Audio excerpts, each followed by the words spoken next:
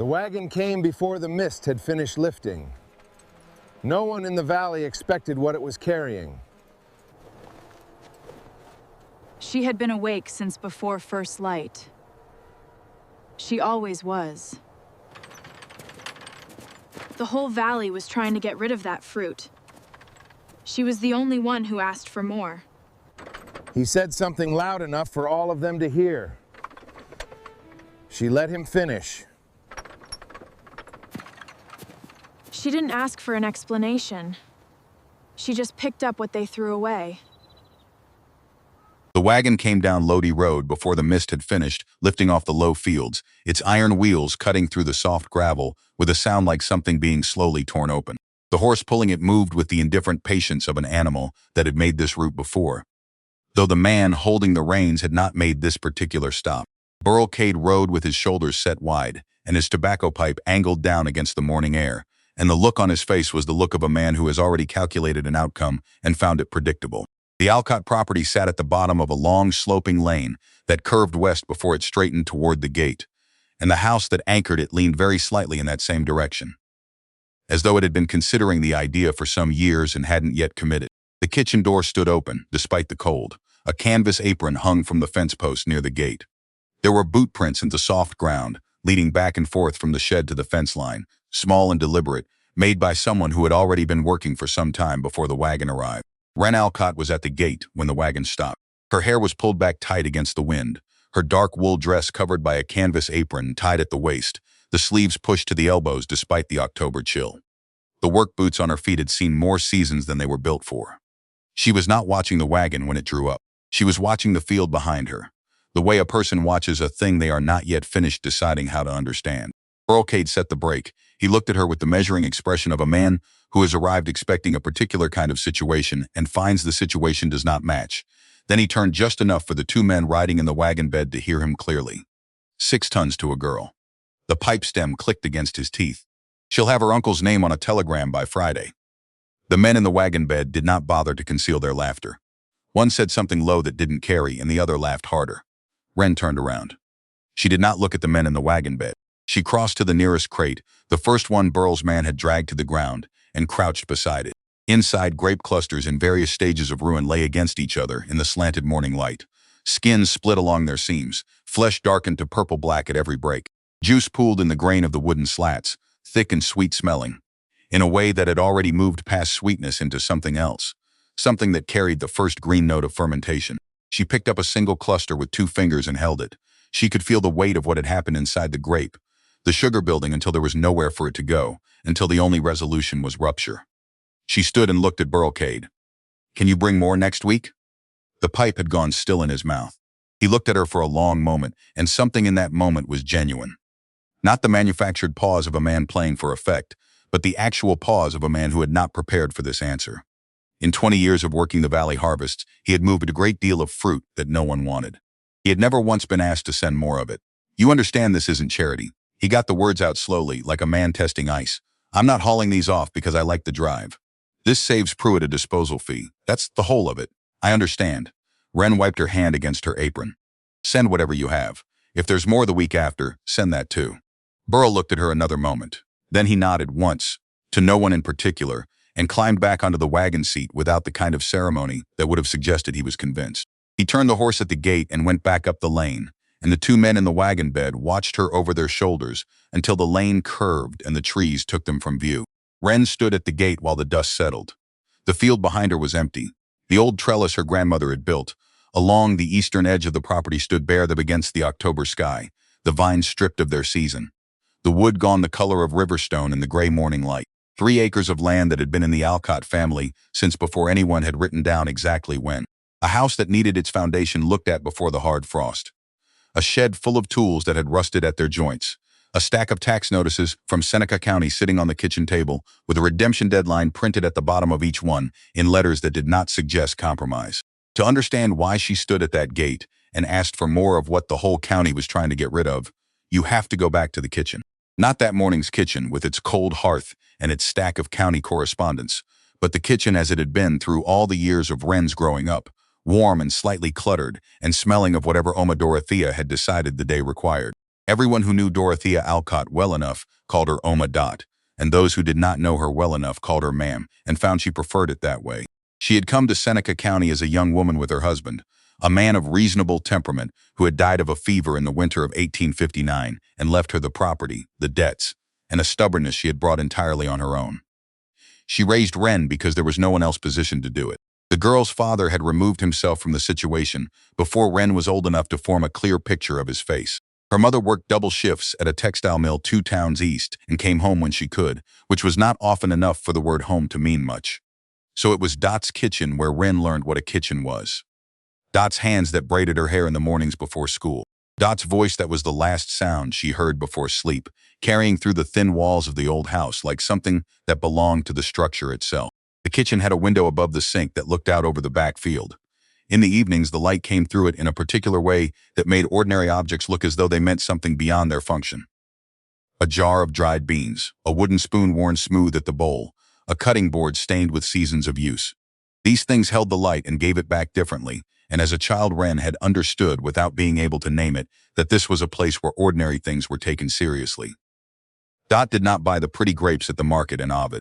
Every autumn, when the late-season fruit was being cleared from the produce wagons to make room for the root vegetables coming in, Dot would appear with her cloth bags and her careful attention, and she would go straight to the discount end of the display.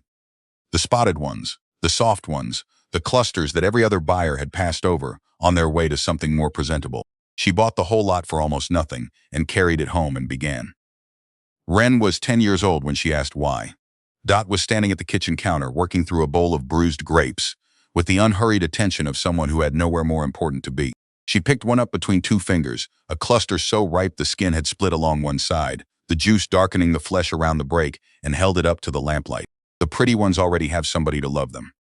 She looked at the split grape for another moment before she set it down. These ones need me. And the truth is, the ugly ones are sweeter. It's the sugar that breaks the skin open. People look at a cracked grape and think it's ruined.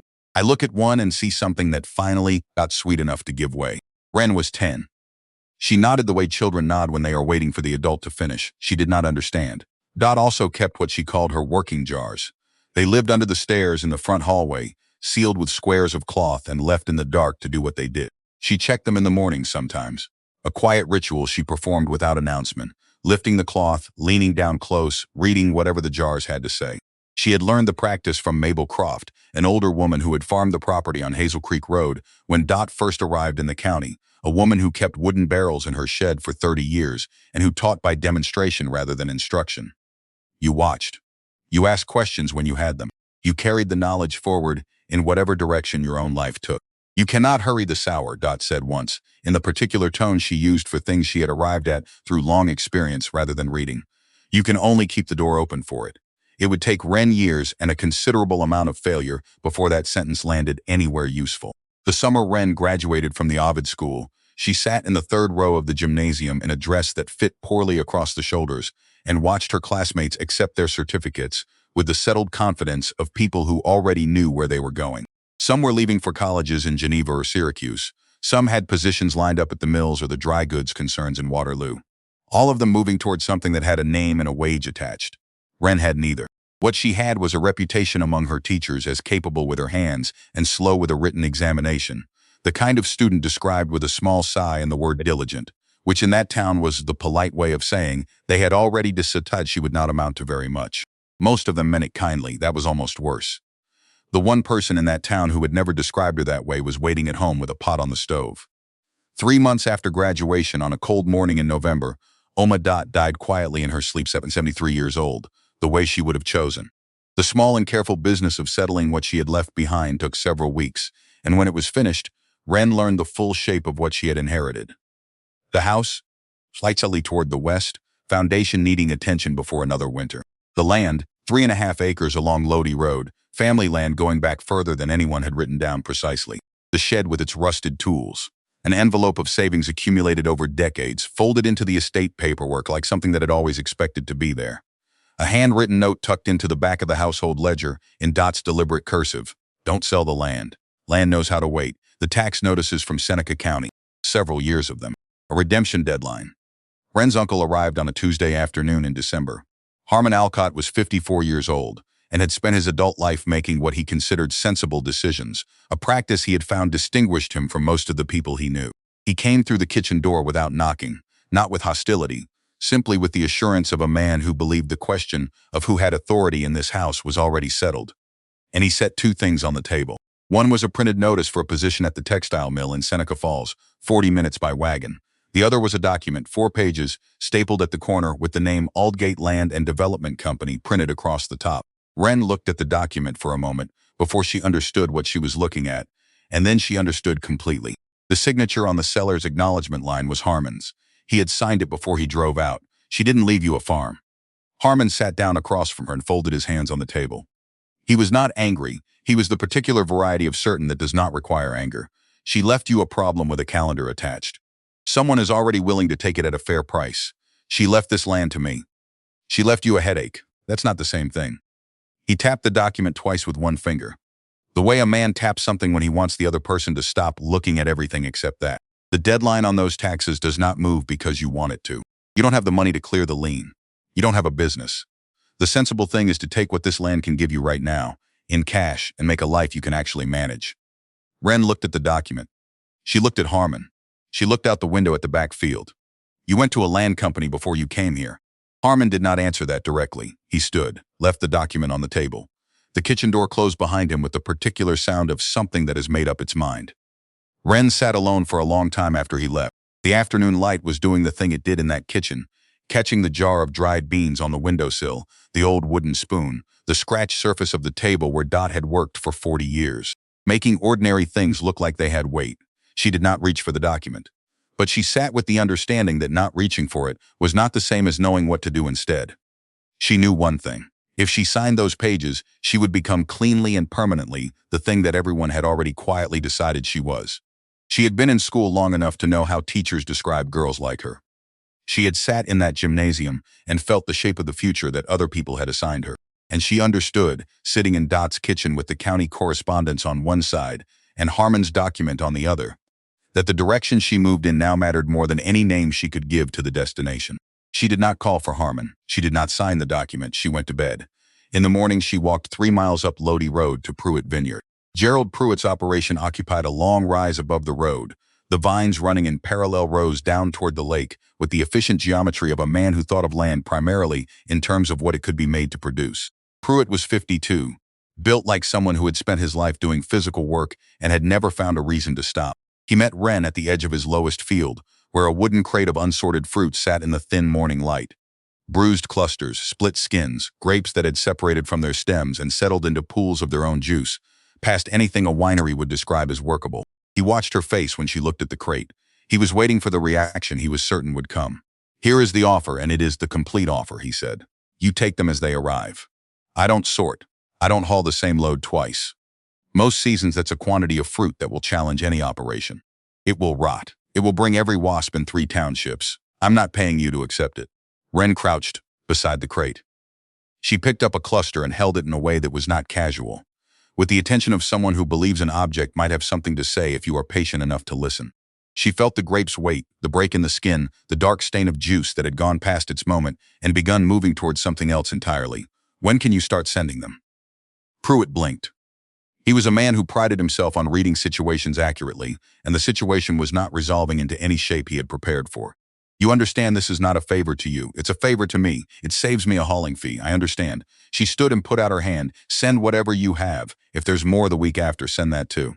He shook her hand. He drove back up the lane with the expression of a man who has agreed to something he has not fully parsed, and Wren stood on the road below and watched the wagon fade into the ridgeline trees. She walked back to Alcott Hollow in the cold October air, and she began. The first thing she needed to understand was what she was actually trying to make. She knew the word from Dot's kitchen, the working jars under the stairs, the cloth-covered vessels, the patience Dot had described as keeping a door open. She had absorbed it the way children absorb things that exist in the background of their lives, present but not yet legible. Now she sat at the kitchen table with Dot's old agricultural almanac and a copy of a farming periodical she had found in the shed, reading with the particular focus of someone who has converted a general interest into an urgent one. What she found, assembled from several sources over the first weeks, shaped itself into something she hadn't anticipated. The vinegar she was reaching toward, the real thing, not the thin brown liquid sold in the general stores, had been made for generations by a process that bore almost no resemblance to the common understanding of vinegar. It began with grape juice cooked slowly over low heat for hours, reducing by more than half, thickening and darkening into what certain records called cooked must. That must was then fermented, and the resulting product aged in a series of progressively smaller wooden barrels, each made from a different wood: oak, cherry, mulberry, ash, each contributing its character to the liquid as it moved down the line over years. The process was measured in years, 12 at minimum. Some barrel lines were passed between generations. The thing that stopped her reading and made her set the periodical down on the table was simpler than the process. The vinegar this method produced did not care how the grapes looked. It did not care that the skins had split, or that the clusters were spotted, or that Gerald Pruitt's entire operation had classified the fruit as waste. The sugar that had ruptured the skin, the very thing that made the grapes unsellable to every buyer in 3 counties, was the raw material the process required. Too much sugar was not a flaw. It was the point. She could not make wine. Wine required permits she didn't have, equipment far beyond what Dot's shed contained, and a market already occupied by operations whose families had been at it since before Wren was born. Wine needed the precise balance of sugar and acid that these grapes had spent the whole season abandoning. But the process she was reading about needed exactly what the county had been sending to the compost heap. She opened Dot's old notebook, the one with the blank pages in the back, past the household accounts and the seed records, and she wrote the word at the top of the first clean page, underlined it. Then she turned to the stove, set the heavy steel pan her grandmother had used for canning onto the burner, and began. The weeks that followed were full of the particular education that does not take place in any classroom, because classrooms do not allow for the specific embarrassment of failing at something you were certain you understood. The first batch of cooked must was her clearest early lesson. She had stood over the pot for 2 hours, watching the juice reduce, watching the color deepen from grape purple to wine red to something darker still. 12 minutes was how long she stepped away to check the drainage ditch behind the shed that had been backing up since the last rain. 12 minutes, and she came back to smoke curling from the pot's edges, and a smell that was not harvest but fire. Something final and irreversible settled into the bottom of the pan. She poured the ruined batch into the compost heap and stood in the cold air outside the shed with the empty pan in her hands, feeling the particular frustration of understanding that knowing a thing and holding that knowledge steady while 100 other demands press from every direction are 2 entirely different disciplines. She went back inside, opened the notebook, wrote, "Too hot, too fast, stay with it the whole time, no exceptions." She did not think of it as a setback. She thought of it as the first page of an education she was paying for herself. The second failure came from a different direction and announced itself more slowly. The new batch had cooled correctly into a clean ceramic crock, inoculated with wild yeast the way the periodical described. For 4 days it looked exactly right. The surface clouding, a faint activity at the edge of the cloth cover, the whole thing progressing with the kind of quiet forward momentum that felt like permission to hope. On the 5th morning she lifted the cloth, and the smell that came up was not sharp and alive but flat and wrong. The smell of something claimed by an organism she had not invited. A gray-white film covered the entire surface. She sanitized every surface in the shed twice, then did it a 3rd time because twice felt insufficient. Wrote in the notebook, "Sanitize everything that touches the must." Everything. No debate, no exceptions. The 3rd batch fermented correctly, and this was the one she let herself feel something adjacent to hope about. Over 2 weeks it built into something properly alcoholic, genuinely alive, making the shed smell the way she had imagined it should smell. She covered it with fresh cloth, ensured the temperature was stable, and gave it time. The sources said the right bacteria would convert the alcohol to acetic acid, completing the transformation. She gave it the time they indicated, then more time. Then an additional week past that. The batch sat alcoholic and unchanged, refusing the next step, and she could not determine why. In the back pages of the farming periodical, she had found a notice asking readers to direct agricultural correspondence to the editorial office, which would forward letters to relevant subscribers. She wrote her question out longhand at the kitchen table by lamplight, specific about what she had done, listing every step in the order she had taken them, describing the fermentation that had proceeded correctly, and then simply stopped. She sent the letter to the editorial address in the first week of December. The reply came from Lancaster County, Pennsylvania, 2 weeks later. August Hewitt was 67 years old, recently retired from a working life that had included, among other things, 2 decades of small batch vinegar production. He had read her letter on a quiet morning and recognized the mistake without needing to think about it, because he had seen it many times. He sat down and wrote back at length, and when his reply arrived at the Ovid post office and Wren carried it home and opened it at the kitchen table, she understood within the first paragraph what she had done wrong. "You sealed the jar to keep it clean. That is exactly how you killed it." The bacteria that converts alcohol to vinegar breathes. Oxygen is not optional, it is how the conversion happens. You didn't protect the batch, you suffocated it. She was already writing in the notebook before she reached the second page of his letter. August went on. He explained the mother culture, the living film that forms on the surface of healthy vinegar, thickening over time into something almost substantial, something that can be transferred to start a new batch without beginning from nothing. He explained pH testing, temperature management, the importance of consistency over the long stretches of winter when it was tempting to check less often. He was direct without being unkind, the way people are direct when they have said a thing many times, and have learned that the honest version and the kind version are the same thing. Near the end of the letter, he wrote the sentence that changed the shape of what Wren was attempting. If you want the real thing, not a table condiment, but the genuine article that certain careful people in this country have been making for a generation, you don't simply make vinegar and bottle it. You age it in a sequence of barrels, each one smaller than the last, each made from a different wood. You move it down the line as it concentrates, season by season, and the wood gives it things the fruit juice alone could never provide. That process does not complete in a year. You are planting barrels for a version of yourself that does not yet exist. You have to be willing to do that. She read that passage twice, sat with it. The timeline had been present in her readings from the beginning, 12 years minimum for the deep reserve product. But hearing it laid out plainly by someone who had actually done it made it arrive differently. She would be building something she could not see finished. She would be making decisions whose consequences she would not be able to evaluate for a decade. She folded the letter carefully and placed it in the back of the notebook, behind the pages of failure records, where she would be able to find it. It was in the second week of December, on a cold afternoon with a quality of stillness particular to the early part of winter, when the county has accepted that the season is genuinely over, that the wagon stopped at the north fence line. It was an old vehicle, painted a dark color that years of weather had reduced to something close to the color of bark. The man who climbed down from it was 71 years old, though he carried himself with the physical economy of a man who had not spent much time consulting his own age. Ezekiel Drummond had farmed the adjacent property for 4 decades. In all those years, Wren could not recall exchanging more than a few words with him. He was the kind of neighbor who exists primarily as geography, a name attached to a boundary. He came to the fence and looked at the grape heap behind Wren's shed for a while, not with the amusement of the people who had driven past slowly enough to stare, not with the concern of someone calculating property values.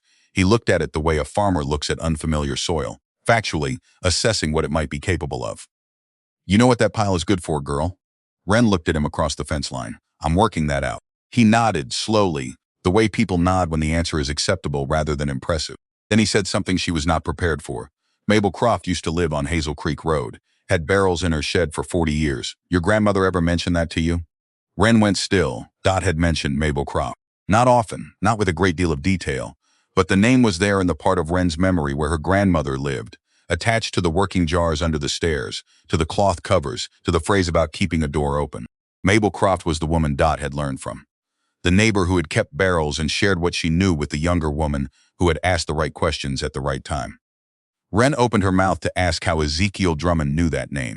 He was already moving back toward his wagon, unhurried, in no particular need of anything else from the conversation.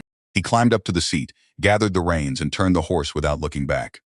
The wagon went up the lane to the road and turned north, and the sound of it faded into the cold afternoon. She stood at the fence for a long time after. In 40 years of neighboring land, Dot had never once mentioned Ezekiel Drummond. Ezekiel Drummond had just said Mabel Croft's name as though he had been carrying it for some time and had finally found the place to put it down. She did not know, and would not learn until much later, that Zeke had been watching the Alcott property from the first week the Pruitt wagon began arriving. Not intrusively, but the way a neighboring farmer watches a field out of habit and instinct, reading another piece of ground the way he reads weather. He had seen the wagons and the heat building in the pile, and he had seen the girl out there in all hours with the particular quality of attention that does not perform itself. Something in the way she worked had caught his own attention, and he had not been able to name it until he stood at the fence and placed it. It was the same quality Margaret had brought to her shed every autumn for 4 decades. That recognition was what had brought him to the fence. He had not come to offer advice or assistance. He had come to say a name, to plant it where it needed to go, and then to leave it to do what such things do when they land in the right soil. Wren went back to the shed and lit the work lamp over the old wooden table. She opened the notebook to a clean page. At the top, she wrote the words she had written before, the one she had underlined, the one that had brought her here through every failure. Then she turned the lamp to its fullest and began again. The winter came down hard across Seneca County in the second week of December, the kind of cold that arrives without negotiation and makes itself at home in every gap between boards, every loose window frame, every stone foundation that has been meaning to be looked at. Wren learned the shed's particular vulnerabilities over those first weeks, the way you learn any building's character. Through the places where the cold finds you first, the northeast corner, the gap under the door, the spot near the east wall where the temperature dropped fastest after midnight and stayed there until mid-morning. She mapped these things in the notebook's margins, not because the information was poetic, but because it mattered. Temperature was not background. It was the variable everything else depended on. She had 4 active batches running through the end of November, 1 in the ceramic crock, 2 in glass jars she had acquired from Dot's cellar shelves, 1 in a repurposed wooden firkin she had found in the back of the shed under a canvas tarp, each covered with cloth, each sitting in the corner where the temperature held most stable, each checked morning and night with the same routine attention she gave the water troughs and the root cellar. She had not yet lost another batch. She was not certain whether this was skill or luck, and she did not spend time on the question. She adjusted what needed adjusting and moved forward. A follow-up letter from August Hewitt arrived in the third week of December, prompted by a second letter she had sent with more questions. He wrote that the living film she needed to establish, the mother culture, was not something you could manufacture from intent alone. It grew from conditions, from time, from the accumulated biology of repeated successful batches. If she could find a source of established culture, it would give her years of advantage over starting from nothing. A healthy mother, properly maintained, could outlast any single batch by decades. She read that paragraph 3 times. Then she took the jar Ezekiel Drummond had left at the fence during his first visit, still sitting on the shelf where she had placed it, not quite opened again, not quite set aside, and she brought it to the work lamp and looked at it properly for the first time. The cloth across the mouth was secured with a length of kitchen twine that had darkened to the color of old wood.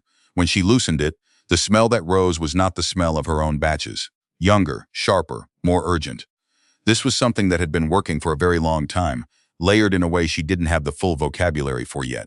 She tilted the jar toward the lamp. Along the inner surface, just below where the liquid met the glass, a thin film clung to the wall, pale, almost translucent, irregular at its edges, the mother. She set the jar down with both hands and took a breath. Then she wrote in the notebook for 20 minutes straight without stopping. Everything she knew, and everything she still needed to find out. The barrels were the problem she could not defer much longer. The cloth and crock stage was preliminary, necessary, but not the destination. The real work happened in wood. A sequence of barrels, each smaller than the last, each made from a different species, arranged in a line so the vinegar could move through them as it concentrated. August's letter had described the arrangement clearly. You started with the largest vessel and worked toward the smallest over years. And the wood gave the liquid things that no amount of time in glass or ceramic could provide. The cheapest available barrel she had found through inquiry at the Lodi Cooperative was $2.75 for a 10-gallon oak. She needed at minimum 4 to establish a working line. The savings envelope from Dot's estate, after the funeral costs and the winter supplies and the first round of equipment, held $11 and some cents. The county tax lien held considerably more than that, accruing at a rate the notices described in language designed to be legible without being alarming. She wrote to the cooperative asking whether payment in installments was something they would consider and whether they had any used barrels available at a reduced rate. Then she went back to work on the batches she had. Christmas came and went without ceremony. Harmon had not returned after the kitchen table conversation, and Wren's mother's circumstances made the trip from the mill town impractical. Wren cooked a simple meal, checked the shed twice, read through August's letters again by lamplight, and went to bed early. She was not unhappy. She was occupied, which for her had always been the more important condition. In January, the cooperative sent a reply. They had 2 used barrels available, oak, previously used for aging hard cider, at $1.50 each. Not in perfect condition, but sound. Payment in full on collection. She drove the wagon to Lodi on a Thursday morning, paid $3 for the 2 barrels, loaded them herself with the help of a boy who worked the cooperative yard, and drove home with them sitting in the wagon bed. She cleaned them according to the process August had outlined. Hot water rinse, a brief treatment with the most acidic of her early batches, a thorough airing. Then she positioned them in the north corner of the shed, where the temperature stayed coolest, and introduced the first transfer of the best material she had, along with a careful portion drawn from the mother in the jar. The line had begun. It was not the full sequence she needed. 2 barrels was a start, not a system. But when she stood in the shed on a cold January morning and looked at the arrangement, she felt something she was careful not to mistake for confidence. It was something closer to orientation. She knew which direction she was facing. That was different from knowing how far she had to go. Burlcade continued to come on Wednesdays. The deliveries had settled into a rhythm, Pruitt's unsorted culls, whatever the harvest had left behind, ungraded, uncounted, arriving in the wagon bed with the same indifference as the first delivery. Burl said little. He unloaded, confirmed the count against his own tally, and departed. His manner had adjusted slightly from the first morning, not to warmth exactly, but to a kind of neutral acknowledgement, the way a man acknowledges terrain he was wrong about. He had expected the situation to resolve itself by Christmas. It hadn't. He was revising his expectations without announcing the revision. What Wren did not know, and would not know until the situation had already shaped itself, was that Burlcade's mother had been an Alcott before she married, a distant branch, 3 generations back on the county side. But the connection was real enough that Harmon had known about it and found it useful. When Harmon needed someone reliable on the Pruitt payroll who would pass along what he noticed at Alcott Hollow, Burl had agreed without requiring much explanation. It was the kind of arrangement that men like Harmon described to themselves as prudent rather than scheming, because the distinction between the two is, for such men, primarily a matter of which end of it they're on. The informing was casual at first. A word after deliveries. A note left at Sprague's General Store in Ovid, where Harmon sometimes picked up his grain orders. Nothing that required Burl to take any particular action, only to notice, and to pass along what he noticed. February brought a storm that took 3 days to clear. Wren spent the first day shoring up the shed's northeast corner with lumber salvaged from a collapsed fence section, and the second day ensuring the barrels were stable and the cloth covers undisturbed by drafts. The third day she spent reading. She had found under a box of old canning equipment in the back of the shed a slim volume on fermentation chemistry published by an agricultural college in the state dated 1867. Some of its information was superseded by what August had written, but the chapter on acetic acid bacteria was useful. She read it slowly, with the notebook open beside her, extracting what applied and discarding what didn't. This was how she had come to do most of her learning. From whatever sources came to hand, filtered through what she already knew from failure, tested against August's experience. She wrote to him again in February, describing the barrel arrangement, the mother culture she had established, the temperature fluctuations she had observed. She asked about the angel's share, the term he had used in a previous letter for the evaporation that occurs through wood, the liquid that leaves the barrel through the grain during every season and must be replenished, or the space it leaves becomes a problem. His reply came in March and was unambiguous. Angel's share management was not optional. Every significant temperature change would accelerate evaporation. Every time a barrel lost volume without being topped up, the headspace that formed was an invitation to the wrong organisms. He had lost good barrels to negligence on this single point early in his experience, and described the result without sentimentality. You open the barrel expecting progress, and find instead the specific flatness of something that was alive and has been killed by inattention. Check the levels, he wrote. After every hard frost, after every thaw, after any stretch of unusual cold, fill what is left, do not let it wait. She added the schedule to the wall of the shed in large, clear letters where she could not miss it. Beside the temperature chart, beside the pH testing schedule, in her own handwriting, the reminder specific enough to leave no room for interpretation. Spring arrived in stages the way it does in Seneca County, a week of warmth, then a frost that undid it, then a genuine softening that turned the lane into mud for 3 weeks. The great pile behind the shed had worked its way down through winter, the microbes converting the sugars slowly in the cold, and by March it had reduced to a fraction of its autumn height. Wren turned what remained into the compost rows along the shed's east wall. She had been gathering information about the market since January. Not aggressively, she had nothing to take to market yet, and she knew the difference between planning and wishful thinking. But she had begun to understand who the buyers were, what they valued, and what the distance was between where she stood and where a transaction could reasonably occur. The restaurants in Geneva that served the kind of food where a finishing condiment mattered. The provisions merchants who supplied those establishments. The premium grocers who carried specialty goods for customers willing to pay for quality they couldn't find at Sprague's. The name that came up most consistently, in conversations at the feed store and in replies to carefully worded inquiries she sent with her regular letters, was Cornelius Falk. He ran a provisions brokerage out of an office on Seneca Street in Geneva. A man who positioned himself between producers and restaurants, who placed his name behind products he chose to represent, whose endorsement opened doors that were otherwise closed. He was 52, known to be discerning, not known for patience with approaches he considered premature. She filed that name away and did not reach for it yet. What she reached for through the spring and into the early summer was the work itself. The batches multiplied as her understanding deepened. She acquired a third barrel in April, cherry wood sourced from a farm sale south of Ovid where an estate was being liquidated. The cherry changed the character of the vinegar aging in it in ways she was beginning to learn to describe with more precision. A certain fruited warmth behind the acid, different from the oak's sterner contribution. Both of them, different from the quality Margaret Drummond's mother culture brought to everything it touched. She began to keep tasting notes beside the pH readings, not literary notes, practical ones, written in the shorthand of someone who needs the information to be retrievable. Sharp at the finish. Wooden edge moderating. Mother asserting through the secondary ferment. She read these notes back against what August had described in his letters and what the agricultural pamphlets said about maturation, and she used the comparison to make decisions about temperature management, timing, what to move and when. In May, Ezekiel Drummond appeared again at the north fence. He came in the afternoon without anything in his hands this time, simply himself at the fence in the lengthening spring light. He looked at the shed and at the yard. The grape pile gone, the area tidied, the revised drainage ditch Wren had dug herself with a borrowed spade in the thaw. Barrels in? 2 oak, 1 cherry, working toward a 4th. He nodded, that same slow nod that was assessment rather than approval. My wife had 5 in her line by the end. Took her 12 years to get to 5. Wren looked at him across the fence. She had been wanting to ask something since December. Why did you bring me the jar? The question sat in the air between them for a moment. He had the stillness of a man who does not answer faster than he thinks. She worked for 40 years and never told a soul, he finally said. Not our son, not the neighbors, not me, until the 3rd year, when I found her in the shed by accident, and she decided the secret was no longer worth the inconvenience of keeping. His eyes went to the shed behind Wren. I thought the work deserved to go somewhere. Why me? I knew the pile of fruit behind your shed. I knew how long you'd been out here in the cold. He picked up the fence post nearest him, a brief automatic check for stability, then let it go. I knew that when Pruitt's man delivered the first wagon load, and said what he said loud enough for everyone to hear, you waited for him to leave before you let your face do anything. That was enough. He walked back across his field without further conversation, and Wren stood at the fence until the sound of his boots on the dry spring earth had faded.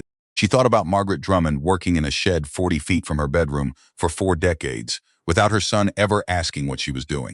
She thought about Dot's jars under the stairs and the evenings when Dot had carried things up from that darkness and said nothing about them to anyone except once to a 10-year-old girl who had nodded and thought about going outside. She thought about what it means to do serious work in a place that does not expect serious work from you, and to do it so quietly that its existence only becomes visible when it's over. The ugly ones are sweeter, Dot had said. Not only the grapes. By June, she had enough vinegar at various stages of development that she began to think seriously about what the product actually was. Not as a process, but as a thing in the world, with a name and a price and someone on the other end of a transaction who was choosing it deliberately. She spent a week on the question of the label. She was not ready to sell anything. The material was still too young, but the label was part of understanding what she was making, what the jar said before anyone tasted its contents. She wrote several versions in the notebook and crossed most of them out. What she kept was simple. The year the grapes had come in, the type of wood the vinegar had spent its time with, a single line about the location. Alcott Hollow, Seneca County. There was something useful in saying where it had come from without explaining why that mattered. If the product was good enough, the location would become meaningful on its own. The summer was hot and dry, the kind of summer that pressures vineyards toward exactly the conditions Wren had been receiving all along. Concentrated sugars, stressed fruit, grapes that arrived at the end of the season, having given everything they had to the process of becoming as intensely themselves as possible. Pruitt's deliveries through July and August came heavier than spring, the fruit more deeply developed, and she found herself making selections she had not been making in the autumn and winter. Reaching into the crates and choosing by feel and smell, taking the clusters most concentrated, setting aside those that had gone too far past fermentation into something else. This was the thing Pruitt noticed on a Wednesday in late August. He had driven the wagon himself that day and stood in the yard while Wren worked through the first crate he'd brought. She was not taking everything. She was choosing, moving from cluster to cluster with the particular attention he recognized as the same quality of focus he had seen in experienced buyers examining material, the exact opposite of the indiscriminate acceptance he had expected from her from the beginning. You're sorting them. The ones with more time on the vine concentrate differently. She held up a cluster, turning it slightly, so the light caught the split skin and the depth of color behind it. This batch will be something different from last week's. I want to be able to track which barrels they go to. He was quiet for a moment. Then he lifted the second crate from the wagon and carried it to the sorting area himself, without being asked, and set it down in a way that positioned it correctly for the work she was doing. He drove off without making anything of it, but when he came back the following week, he told her there was a section of late harvest fruit on the east slope that had spent more time on the vine than anything else in the vineyard, past what his buyers wanted. And did she want to see it before he decided what to do with it? She drove out to look at it herself. She went through the crates with both hands, feeling for weight and resistance, noting where the skin gave and where it held. The same attention she had watched Dot bring to the discount bins at the market for as long as she could remember. Pruitt stood to the side and observed, with the expression of a man encountering an argument he had not expected to find compelling. It was on the return drive from Pruitt's east slope that the second letter from Seneca County intercepted her at the post office in Ovid. She recognized the county seal on the envelope. She had been receiving county correspondence long enough that the weight of these envelopes had become a recognizable thing. Not only physical weight, but the particular quality of official language designed to be clear while remaining at a distance from the actual human situation it describes. She opened it at the post office counter.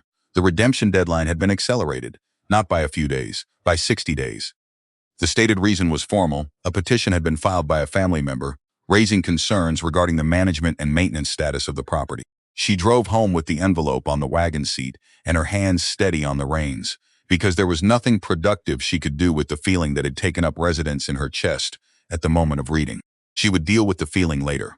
At home, she confirmed what she had already understood from the document. The name on the petition was Wren Alcott. She drove to his house the following morning before he would have expected her. He came to the door at her knock without apparent surprise, which meant he had been watching for the wagon. His expression was the expression of a man who has taken an action he considers justified and is not going to spend much time explaining it. You filed with the county without telling me. I have a legal interest in how a family asset is managed. His voice was even not apologetic, not aggressive, simply placed. You've been out there for the better part of a year, producing nothing sellable, running down the deadline, not responding to a reasonable offer. I did what needed doing. Aldgate's money is already in your account. She watched his face when she said it, the small adjustment that crossed it before he could prevent it. That's why the document was signed before you came to my kitchen. That's why this can't wait. He said nothing, which was the same as confirmation. She drove back to Alcott Hollow and spent the evening in the shed. She checked the barrels, made her pH readings, updated the notebook. Beneath the work, the new fact was settling into place. 60 fewer days. Harmon had already taken that from her before breakfast, and there was nothing recoverable about it. The following week she was at Sprague's general store for supplies when Edna Sprague mentioned something while counting change, in the same tone she used for weather and local information, factually, as something the other person should have. Burl Cade was in here Saturday. Edna set the coins on the counter, sat at that table in the back for near 2 hours with your uncle. I wasn't listening on purpose, but the store's only so large. She pushed the coins across. They were talking about property. Yours and the Drummond Place boat. Wren put the coins in her pocket and kept her face arranged into something that was not the thing she was actually feeling. She drove home with that information sitting in the seat beside her like a third person who hadn't been invited. Burl Cade, Wednesday deliveries, watching the shed and the yard and the work for months, carrying the information down the road and turning it into something Harmon could use. Not because Burl was malicious, because Harmon had asked and Burl had agreed, and neither of them had found anything in the arrangement that troubled them enough to reconsider. She sat at the kitchen table that evening and understood for the first time the actual dimensions of what she was working against. Not one man with a signed document. A network of people who had independently reached the same conclusion about her, about Zeke Drummond, about what the land was worth and whose decision it should properly be. Burl on the inside, Harmon with the legal petition, Aldgate with its capital ready to move the moment the deadline passed. Each of them operating from the position that the situation had an obvious correct resolution, and that Wren's continued presence in it was a temporary inconvenience rather than a permanent fact. She opened the notebook, turned to a clean page. At the top she wrote a question. What can I build that they cannot take apart? Underneath it she wrote nothing. She left the question there and went back to work, because the answer was the only thing that mattered, and the answer was not in the notebook. The answer was in the shed. September arrived with the full weight of harvest season. The Pruitt deliveries doubled in frequency. Wren was processing more volume than she had managed in any previous month, pushing the system to its capacity, watching the temperatures and the cultures and the barrel levels with the vigilance of someone who has lost batches before, and carries the specific knowledge of what inattention costs. It was in the second week of September that she burned the must. Not from inattention this time. The opposite. She had been standing over the reduction pot for the full 2 hours, watching it work down, and she had made a judgment call about the heat that turned out to be wrong by perhaps 3 minutes. The bottom of the pot crossed over while she was watching, and the smell changed with a completeness that did not allow for any optimism about recovery. She poured the batch out, stood in the yard for a while with the smell of it in her clothes, went back inside, opened the notebook and wrote, "The line is earlier than it looks. Trust the process, not the shortcut. She did not think of it as a setback. She thought of it as information. In the press of the September volume, the doubled deliveries, the barrel temperature management, the pH testing, the physical labor of sorting and transferring fruit, she became less consistent about checking the largest barrel's headspace. She checked it twice in August. In September, she checked it once, and then the demands of the harvest filled every morning before she could return to it. On a morning in the second week of October, she opened the largest barrel. The smell was wrong. Not violently wrong. Not the mold batch's abrupt and obvious failure. This was the subtler wrongness of something that had been declining gradually, the flatness of liquid that had been alive and was no longer entirely so, the particular quality of a barrel that had been compromised by headspace and the wrong organisms moving in while her attention was elsewhere. She stood with the bung in her hand for a long time. The barrel had been her oldest working vessel, containing the vinegar furthest along in its development. Losing it was not a financial catastrophe. In time terms, it was months. In confidence terms, it was something she would need to name accurately so as not to give it more weight than it warranted or less. She looked at the barrel. Along the iron hoop that circled it near the top, tied with a length of kitchen twine so old it had gone the color of the wood itself, was a small piece of folded paper she had never noticed before. She worked it free with her fingers and unfolded it carefully. Dot's handwriting. The slight tremor in the downstrokes that had been there in the last years. Check after the first hard frost. Don't leave it empty. The note had been there since Dot tied it. It had been on the barrel since before Wren understood what the barrel was for, perhaps since before the barrel arrived in the shed at all. She had worked around this barrel for months, cleaning it, positioning it, introducing the first transfer of material, monitoring it through the winter, without ever looking closely enough at the hoop and the twine and what was hanging from them. She sat down on the floor of the shed with the note in her hands. Dot had known. She had left the instruction in the most direct place possible and trusted that finding it would happen in time. It had not happened in time. That was not Dot's failure. Wren sat there long enough that the cold moved up through the floorboards and into her coat. She was thinking about a woman who had tied a note to a barrel in a shed and trusted that the right person would eventually find it and know what it meant. Then she put the note in her coat pocket, where she would keep it, and she stood up. She sanitized the barrel thoroughly and started the process of recovery.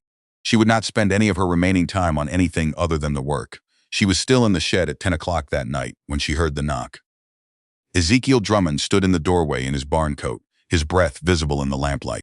He had seen the quality of the light through his kitchen window, a single steady lamp, rather than the moving light of someone actively working. And after 40 years of farming, he knew the difference between a person working late and a person sitting with something they could not move past. He came in and looked at the arrangement on the workbench without asking for explanation. He sat down on the overturned crate on the opposite side and was quiet for a while. It was its own kind of company, that silence. Not the silence of a person waiting for a turn to speak, but the silence of a person who is simply present in a difficulty without needing to fix it. The mother still alive? Yes. Then you haven't lost what matters, he said it flatly, as information rather than comfort, which made it land differently than comfort would have. He stayed perhaps 20 minutes. He did not offer money or advice or the assurance that things would improve. When he left, the shed was colder and quieter. Wren crossed to the smallest barrel at the far end of the line, the one most recently charged, and opened the bung. The smell was different from the ruined barrel, complex in a way she was still learning to articulate. The oak was present but not dominant. The mother culture was asserting itself through the secondary stages, building toward the characteristic quality that distinguished what she was making from the ordinary product. It was not finished. It was not close to finished in any sense that would satisfy a serious buyer. But it was alive, moving in the right direction, and it was hers. She replaced the bung, went to the notebook and opened it to the page where the Angel's share schedule was written. Below the existing entry, she wrote in larger letters than she had used for anything else in the notebook. After every hard frost, after every thaw, fill what is left. Never negotiate with this. Then she closed the notebook, buttoned her coat, and walked to the house through the cold October dark. Tomorrow she would begin thinking in earnest about Cornelius Falk. She had nothing ready for him yet. But the deadline Harmon had moved was sitting in the county records office like a clock, running at a rate that did not accommodate patience. And if she could not demonstrate to the county that she was building something real, something with revenue and direction, the question of whether her barrels would eventually produce something worth Falk's attention would become purely academic. The smallest barrel was alive. The mother was intact. The note from Dot was in her coat pocket. She was not done. The letter to August Hewitt went out on a Monday, and his reply came back in 12 days. Fast enough that she understood he had written it the same afternoon he received hers. He had seen a compromised barrel recovered before he wrote. Not always. The determining factor was whether the mother culture in that vessel had survived the period of headspace or been entirely displaced. She would know within a week of reinoculation. The surface would either cloud with the characteristic activity of healthy acetic bacteria, or it would remain flat. And flat in that context meant the decision had already been made without her. He gave her the recovery protocol in detail, and at the end added a line she read twice. A barrel isn't what you put into it, it's what it's been allowed to become. Time to start over when something goes wrong. The time already spent is still in the wood. She followed the protocol exactly. 8 days later, the surface of the recovered barrel showed the first signs of activity, a faint clouding at the margins. A slight alteration in the smell when she lifted the cloth. She wrote the date in the notebook, wrote recovering alongside it, and moved on to the rest of the morning's work. November came with a cold more direct than October's, less exploratory, more settled into its intentions. Wren had developed a winter routine across the previous year and did not have to reinvent it. She knew where the shed lost heat first. She knew the barrel's behavior across a temperature drop. She knew the smell of each active vessel well enough that changes announced themselves before she checked the instruments. This was a different kind of knowledge than what the notebook contained, not recorded, not retrieved, but present in the body, the way any repeated practice eventually becomes. She had been working toward the appointment with Cornelius Falk for 2 months, building it carefully, not trusting the surface until the structure beneath it was certain. She had a small quantity of product, the vinegar from the smallest barrel, the most developed material she had, still young by the standard of what she was ultimately building, but genuine and finished, something that could be evaluated on its own terms. She had transferred a measured amount into 3 small bottles she had bought at the apothecary in Ovid, sealed with wax and set on the shelf above the notebook. She had written to Falk twice. The first letter received no reply. The second received a brief response from a clerk, informing her that Mr. Falk's calendar was full through mid-November. She booked the earliest available date, the 19th of November, 10 in the morning, Geneva. The night before, she polished her boots with the tin of blacking she kept on the shelf near the door and set them by the stove to dry. She pressed the collar of her good wool jacket with the iron she heated on the stovetop. She had one of the 3 bottles in her coat pocket wrapped in cloth. She had been carrying it there for 3 days, not because she was worried about it, but because familiarity had its own value. She knew this product. She had watched it become what it was. She was not going to stand in Falk's office and present it as something she hoped might be good enough. She left Alcott Hollow before 6 in the morning, the wagon moving through a darkness that smelled of frozen ground and wood smoke, the road empty except for a milk wagon going the opposite direction, whose driver lifted 2 fingers from the reins as they passed. The drive to Geneva took just under an hour and a half. She arrived with time to water the horse at the trough outside the livery on Exchange Street before walking the 3 blocks to Seneca Street. Falk's office occupied the upper floor of a brick building with a provisions warehouse on the ground level. She could smell brine and sawdust through the loading entrance as she went past. The stairs were narrow. The office itself was smaller than she had imagined, though furnished with a precision that communicated everything in it had been chosen rather than accumulated. A desk, 2 chairs, a glass-fronted cabinet along the east wall, holding perhaps 30 bottles of various sizes. Falk was 52, with the carriage of a man who has spent his professional life arriving at situations already knowing more than the other person. He was not rude. He was something more difficult, efficient, in the way of someone who has learned that the clearest signal to unqualified people is a limited expenditure of time. He gave her 4 minutes. She knew this not because he announced it, but because she watched him check the clock on the wall twice in the first 90 seconds of her speaking. She set the bottle on his desk. He uncorked it and poured a measure onto the tasting spoon she had brought herself, because she had read enough about the trade to know that was her responsibility. He lifted the spoon. He looked at the color against the window light. She noticed that, the color check, which meant he was at least performing the evaluation correctly. Then he tasted. He set the spoon down before he had finished. It's a reasonable effort for the scale you're describing. His voice carried no malice, something worse, a careful neutrality that had already placed her in a category and was managing the conversation from inside that assessment. Come back when you're 30 and you have a product that can stand in the market you're approaching. What you have right now is a young woman in a shed and an interesting story. I don't put my name behind interesting stories. She picked the bottle up herself, recorked it, wrapped it in the cloth, placed it in her coat pocket. She did these things at the pace they required. She was in the hallway when she heard his voice through the door she had pulled, but not fully latched. He was speaking to someone. She could hear only tone from the distance, and the words came to her with the particular clarity of something not intended to be overheard. Her name, the county, a direction to let him know if Harriet Vane made any inquiry. A description of the product is not a concern. She walked down the stairs. Her hand on the railing was steady. She went out through the door onto Seneca Street into the cold November air and stood for a moment on the sidewalk while the full meaning of what she had heard settled into her. He was not simply declining to carry her product. He was making arrangements to ensure that the doors she would have approached next were closed before she reached them. The market she could not access without a broker like Falk was being managed against her before she had finished walking down his stairs. She walked to the livery, untied the horse, climbed onto the wagon seat. The drive back to Ovid was 40 miles of thought she did not speak aloud to anyone. When she arrived home, she put the horse up and went into the shed and stood at the workbench for a long time without touching anything. On the bench in front of her, the notebook, open to the Angels' share schedule, the bottle from its trip, the second letter from the county about the accelerated deadline. She pulled the note from Dot out of her coat pocket and set it on the bench beside the rest. The paper had softened slightly from being carried, the fold lines gone from sharp to gentle. Check after the first hard frost. Don't leave it empty. She stood in the cold shed and thought about what it means to be told by every available signal that you are not what the situation calls for. To have those signals come not from one person, but from a structure, from a county tax office, and a man behind a desk in Geneva, and an uncle with a signed document, and a foreman who had decided before he unloaded the first crate. She thought about what you do when the message is that comprehensive. Then she opened the notebook, turned to the page where she had written her question. What can I build that they cannot take apart? And beneath it, for the first time, she began to write answers. The approach to Harriet Vane was not the approach she had tried with Falk. There was no letter, no appointment, no careful build toward a formal meeting. What there was instead was a bottle. She had learned something from Edna Sprague's word about the pot roast.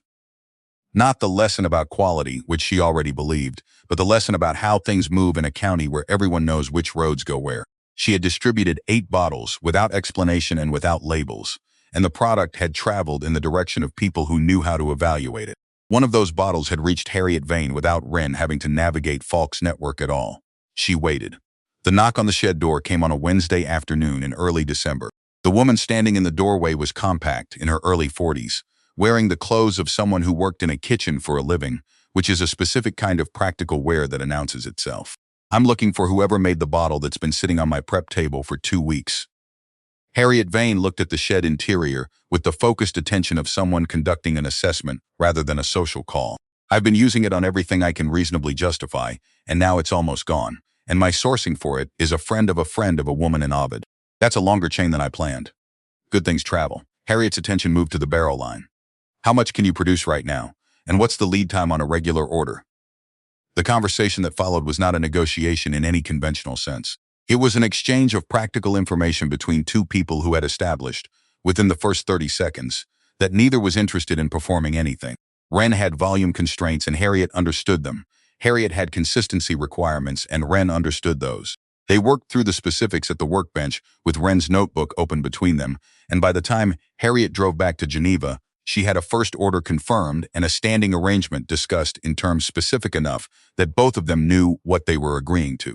Wren stood in the shed after the wagon sounds had faded down the lane. She took a breath. One honest transaction. Not a promising conversation, an actual order from a professional who had evaluated the product on its own terms and found it worth the price. She registered the name within the week. Bitter Ground Provisions, Alcott Hollow, Seneca County, New York. Filed at the county office in Waterloo on a Thursday morning, the clerk looking at the paperwork over his spectacles without visible reaction, which was exactly the kind of indifference that official recognition produces and which felt, nevertheless, like something solid placed under her feet.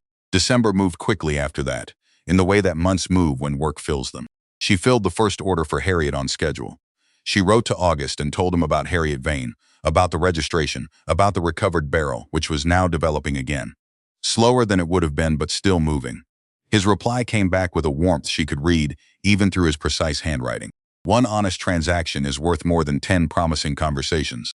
Keep the mother fed. She kept the mother fed. She kept the levels filled. She checked the barrels after every temperature change, without exception, without negotiation, because that lesson had cost her something she could accurately measure, and she was not going to pay it again. January brought Zeke to the fence again, on a morning when the snow was thin and bright across the fields. He was carrying something, a flat shape under his arm wrapped in canvas. He held it out across the top rail. Inside the canvas was a piece of cherry wood, roughly shaped, with a groove cut along one long edge.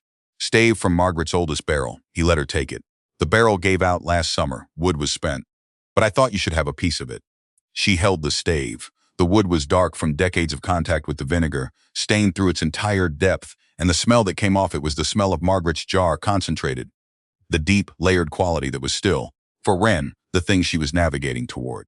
She would have kept going, Zeke said. She was planning a 7th barrel when she got sick. Had the wood ordered. Did she know how long the sequence would take? He looked at the field for a moment. She told me once that the best work is the work you don't get to see finished. She meant it as a comfort. A pause. I wasn't sure whether to take it that way. He was halfway back across his field before she thought to ask what he had decided. She stood at the fence with the stave in her hands and did not call after him. She brought the stave inside and placed it on the shelf above the notebook, where she could see it from the workbench. The first partial tax payment went to the county office on the 2nd Thursday of February, less than the full lien, but material, accompanied by a formal letter she had drafted before settling on the right tone. Factual without being apologetic. Specific without being defiant. She detailed the existing orders, the registered business name, the production timeline, and the trajectory that made continued operation not a gamble but an ongoing concern. The letter used the language of the county's own notices, which she had been reading long enough to understand. It was Edna, in March, who told her about the coffee meeting. Wren was in the store for seed supplies. Edna mentioned it in the same tone she used for weather. Not gossiping, simply accurate. Wallace Drummond had been in on a Saturday morning and sat at the back table for nearly 2 hours with Wren Alcott. Edna had not listened deliberately. The store was only so large. They were talking about property. Hers and the Drummond land both. Wren paid for the seeds, kept her expression arranged into something that required no comment, and drove home through the cold March mud. She sat with this new information which fit the shape she had already traced. Wallace Drummond in Albany, managing his father's affairs from a distance, convinced he had decided what the right outcome was and was working backward from there. Harmon with his lien and his development company contact. 2 men who had not known each other in October sitting together in February over coffee, comparing assessments of 2 adjacent properties and the 2 people on them who were, in their shared view, making things unnecessarily complicated. She drove to Zeke's fence that evening. He was in the near field, moving between his cattle with the unhurried competence of a man who has done this particular work so many times it has become a form of quiet. Did Wallace come to see you recently? Zeke kept moving between the animals, his hand trailing along the back of the nearest one as he passed. He came in January, brought paperwork about the East 40. Said the grazing income doesn't cover the maintenance cost, which is true. Said selling it now while prices were favorable was the sensible decision. He'd done the arithmetic. It was accurate arithmetic. He stopped at the fence. He's not wrong that it's difficult. He just thinks difficult and pointless are the same word. She drove back to Alcott Hollow with that sentence, sitting with her for the rest of the evening. Difficult and pointless. She had been hearing that equation in various forms since November of 1880, from the county notices to Harmon's kitchen table visit to Falk's 4 minutes and the voice through the door. The argument was always the same, expressed in different registers. What you're doing is harder than the alternative, and hard things that don't pay off on a visible timeline are indistinguishable from errors in judgment. The difference was that she had information they didn't. She knew what was in the barrels. She knew what Harriet Vane had said about the prep table and the bottle going almost empty before she could source more. She knew what Edna had said about the good stores in Geneva. She knew what August had written, in letter after letter, about the quality of the product she was describing relative to the effort she was putting into it. She was not operating on hope. She was operating on evidence they had already decided not to look for.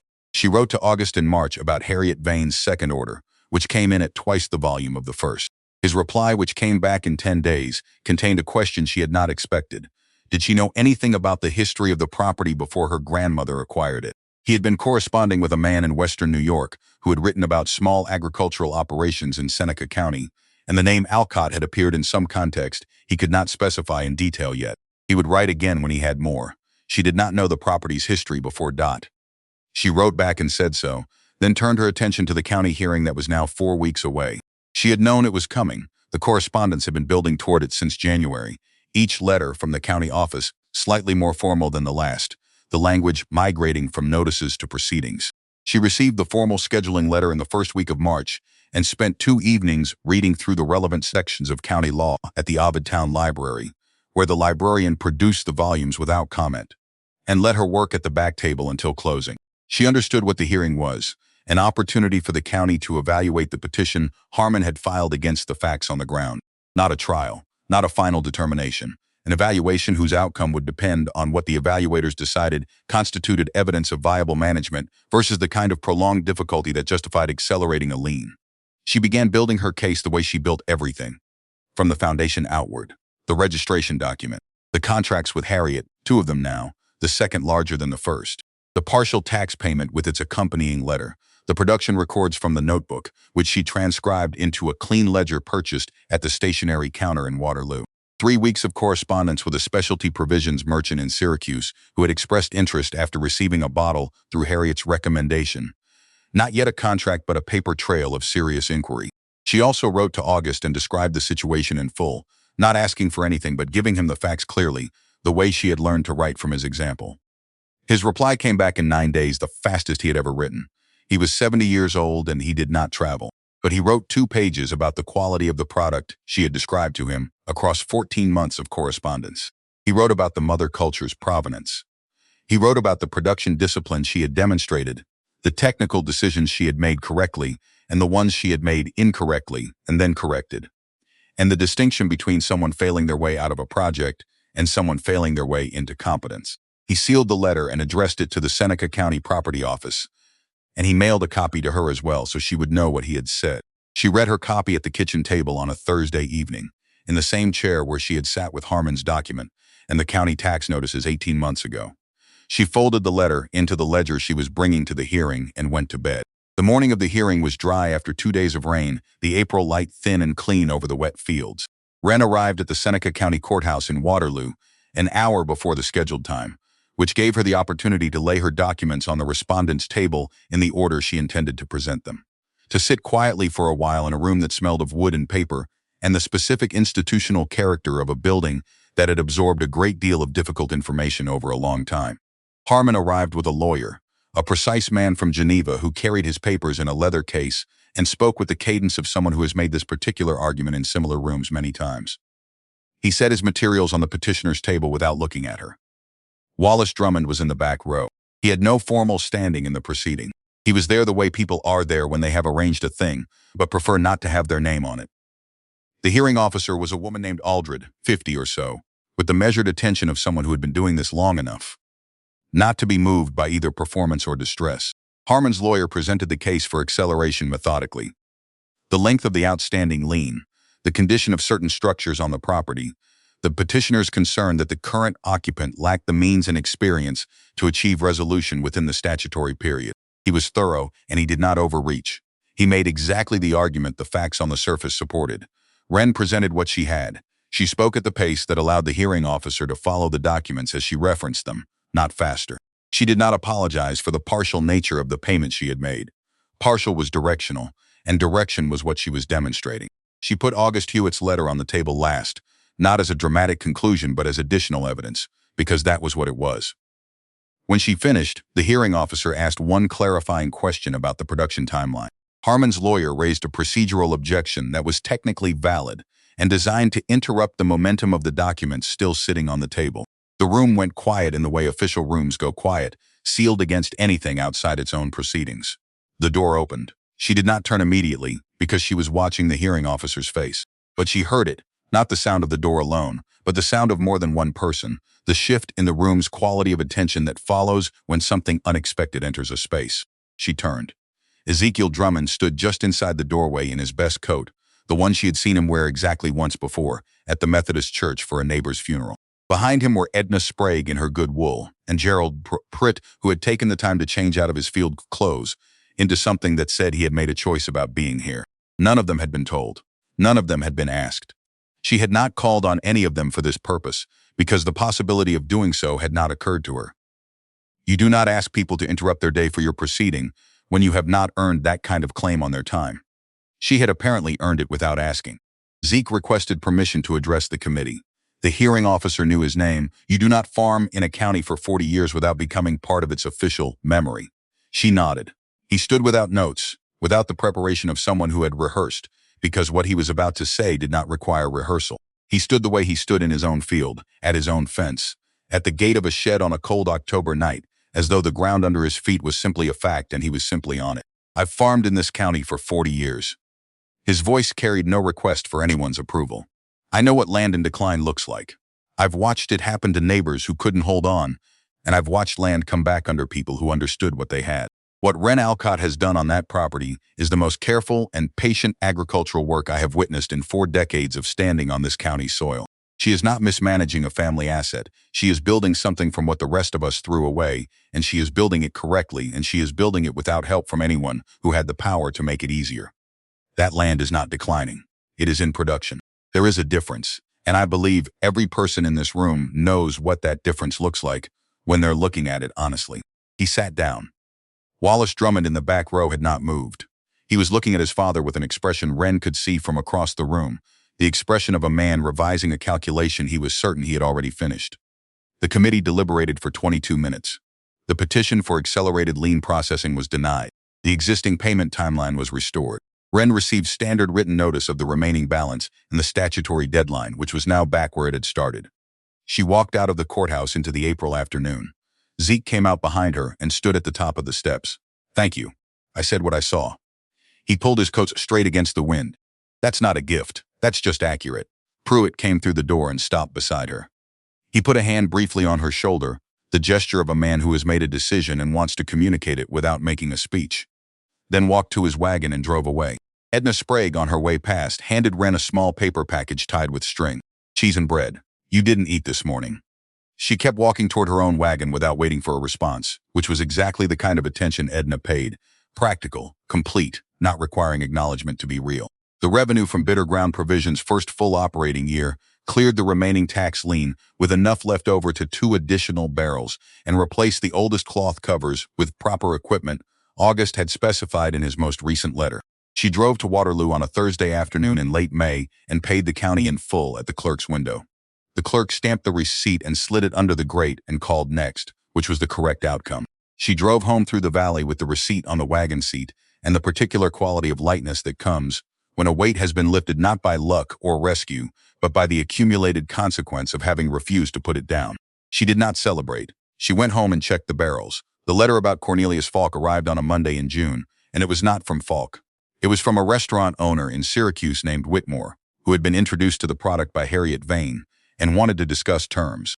In the letter's second paragraph, Whitmore mentioned that Falk had recently been asking about sources of production for a high-quality aged vinegar and had been told by several colleagues that the product he was looking for was already being made in Seneca County by a producer who was not available through Falk's network. She read the letter at the kitchen table and set it down on top of the ledger. Falk wrote 2 weeks later. His letter was brief and managed, the letter of a man accustomed to setting terms who finds himself in the unfamiliar position of approaching someone else's. His accounts were asking for the product by name. He would like to discuss a distribution arrangement. She wrote back. He was welcome to come to Alcott Hollow. She received visitors at the production facility. Everyone tasted before anything was discussed. He came on a Tuesday morning in July, driving up the lane in a rented buggy. The shed had been a shed the previous November. It was still a shed, but it was a shed that had been worked in seriously for nearly 2 years, and that distinction was visible in the organization of it. The barrels in their line, the instruments on the wall, the notebook on the workbench alongside the tasting materials. Everything positioned by use rather than display. She set a tasting spoon on the walnut workbench she had surfaced herself from an old barn beam.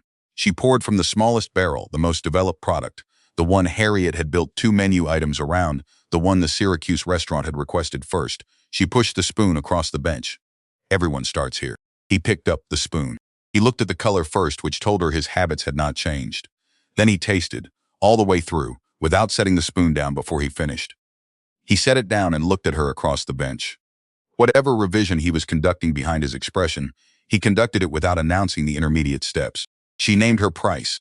She named her minimum order quantity and her lead time. She named the terms for the reserve product, the longer-aged material from the second barrel line she had established in the spring, which would not be ready for several years, and she named those terms clearly.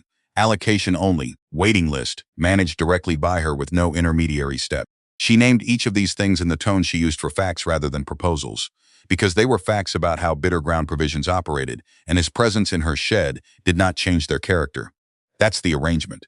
It's the same for everyone. Falk was quiet for a moment. He was a man who had spent 20 years at the position of deciding what reached the market, and sitting on the other side of terms he had not drafted was not a posture he was familiar with. He looked at the spoon. He looked at the barrel line. He looked at her. He signed the distribution agreement without modification because she had written it correctly the first time, and there was nothing in it to negotiate except whether he was in or out. After he drove back down the lane, she stood alone at the workbench. The shed was quiet in the way it was always quiet in the middle of a workday. The barrels doing their work without announcement, the temperature stable, the cloth covers undisturbed. She went to the far end of the barrel line, to the head of the second sequence she had established in April. The one that was not part of the operating business, the one she had built for a version of herself she could not yet clearly see. The chalk on the first barrel of that line was white and new, written in her own hand in the cold of an April afternoon, DOT. She did not stand there long. She had work to do. She checked the level, confirmed the cloth, read the temperature, wrote in the notebook, and left the shed. On a Sunday evening 2 weeks after Falk's visit, Wallace Drummond drove to Alcott Hollow alone. He came to the kitchen door and knocked, which was different from the way his father came to fences. She let him in. He sat at the table where, 18 months ago, a different kind of document had sat waiting for a signature. She put the kettle on. He had talked to his father, he said. An actual conversation, not a presentation of a plan. He had asked what Zeke wanted instead of telling him what made sense. His father had said he was staying. He had said the thing that made him certain of it. The thing that finally showed him clearly what he wanted was watching Wren work in the shed across the property line for the better part of 2 years. Wallace's hands were around the mug she had set in front of him. He also told me about the barrels. Margaret's barrels. A pause that had something careful in it. I lived in that house until I was 18 years old. I drove past that shed every day for 18 years. I didn't know. She did it quietly. He said the same thing. His voice carried the specific quality of a man sitting with information that has reorganized something he thought he understood. I found the shed when I was up there last month. 3 of the barrels are still intact. The wood is old, but they're there. She thought about what it costs a person to revise a story they have been telling themselves for years. The cost was real, and it was not something she could minimize by saying the right thing. The work was worth doing. That's what the barrels are. He nodded. He did not stay long. When he left, the kitchen was quiet again, and Wren sat for a while with the empty mug on the table in front of her, thinking about Margaret Drummond's 3 remaining barrels in a shed that had been locked for 6 years. Doing nothing now but holding the shape of the time that had been put into them. A few days before Christmas, the package from August Hewitt arrived, heavier than she expected, shipped from Lancaster County with postage that suggested he had not stinted on making sure it arrived. 4 notebooks, their covers softened from years of handling. A single note card in his careful hand. Keep the mother alive. Pass it on. She read the first notebook that evening at the kitchen table, with the lamp turned up and the stove working against the December cold. August had been keeping records since the 1840s. She read about his first failed batch, a covered jar, wrong organism, the exact same mistake she had made, and about the correspondence he had carried on for 20 years with a man in Vermont who had been doing the same work in isolation without knowing anyone else was doing it. She read about the barrels he had lost to Angel's share, neglect before he learned the discipline, and the ones he had nursed back, and the ones that had produced, after years of waiting, something he could not entirely account for on technical terms alone.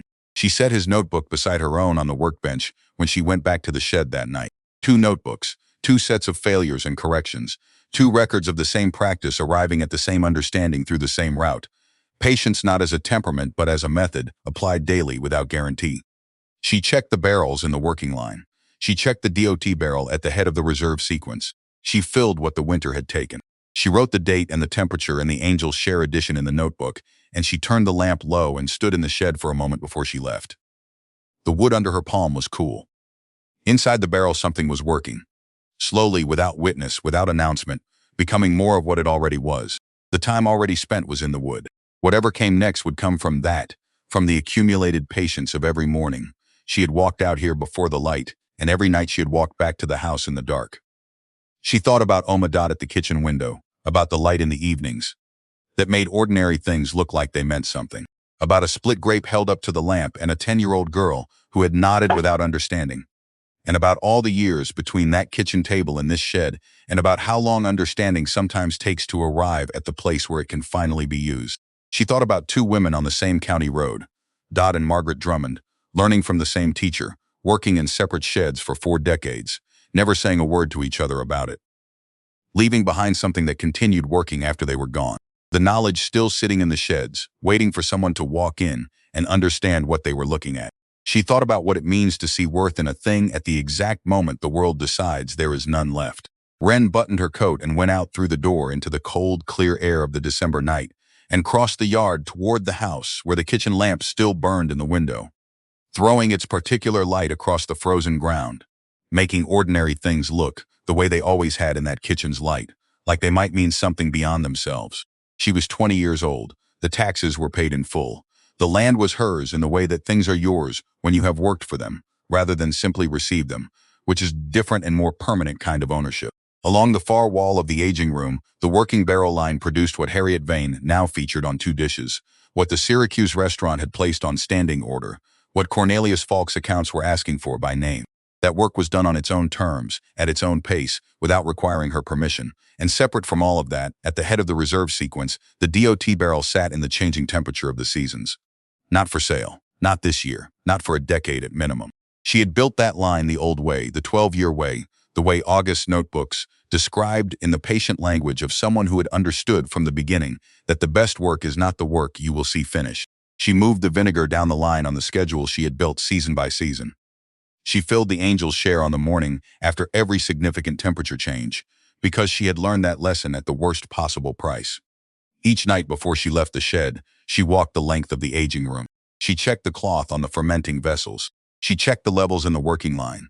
She checked the temperature against the thermometer on the far wall, and then she stopped at the DOT barrel and put her hand against the wood for a moment. The wood was cool under her palm. Inside it, something was working slowly and without announcement, becoming more itself with every season that passed over it. The barrels kept working through that winter, and into the spring and the spring that came after it and all the seasons beyond. Each year the vinegar moving a little further down the line. Each year a little more of what the grapes had been becoming what the barrels were making them into, something that had no name for what it was before it started, and no resemblance to the rejected fruit it had come from. Each year the Angels took their share, and each year Wren gave it back. She checked the DOT barrel first, every night without exception. That was the promise. That was the whole of it.